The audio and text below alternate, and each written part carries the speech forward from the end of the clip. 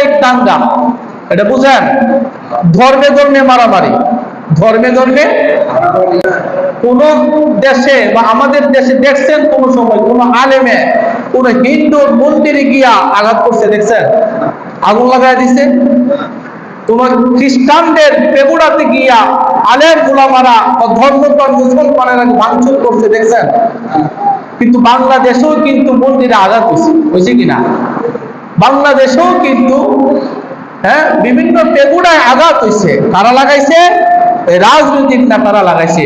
সাম্প্রদায়িক দাঙ্গা পুরা বিশ্বকে দেখানোর জন্য এই বাংলাদেশের আলেম যারা আছে, মুসলমান যারা, এরা হলো মৌলবাদী। এই মৌলবাদীরা এই দেশের হিন্দুদের সুখে থাকতে দেয় না, এর কথা বিশ্বাস করানোর জন্য, তাদের দাদা বাবাদের বোঝানোর জন্য তারাই ভাঙচুর কইরা প্রকৃত মুসলমানদের উপরে এই দোষটা চাপায় দেয়। আছে না? না এরকম যতগুলো সাম্প্রদায়িক দাঙ্গা দেখবেন, মন্দিরে হাঙ্গামা হয়েছে, মন্দিরে ভাঙচুর হয়েছে, সবগুলো কাজ রাজনৈতিক নেতাকর্মীরাই লাগাইছে।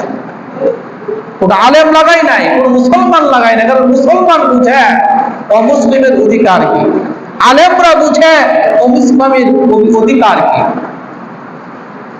যখন এই দেশে ইসলামপন্থীদের উত্থান ঘটে, তখন ইসলামপন্থীদের বাহিরে যারা আছে, ধর্ম নিরপেক্ষতার রাজনীতি যারা করে, এরাই তখন মন্দিরে আঘাত করে, মূর্তি ভাঙচুর করে, হিন্দুদের মন্দিরে ভাঙচুর করে, ইহুদি খ্রিস্টানদের পেগোড়ায় ভাঙচুর কইরা পুরা বিশ্বকে জানায় দিতে চায় যে এই দেশের ইসলামপন্থীরা এই দেশের জন্য হুমকি স্বরূপ।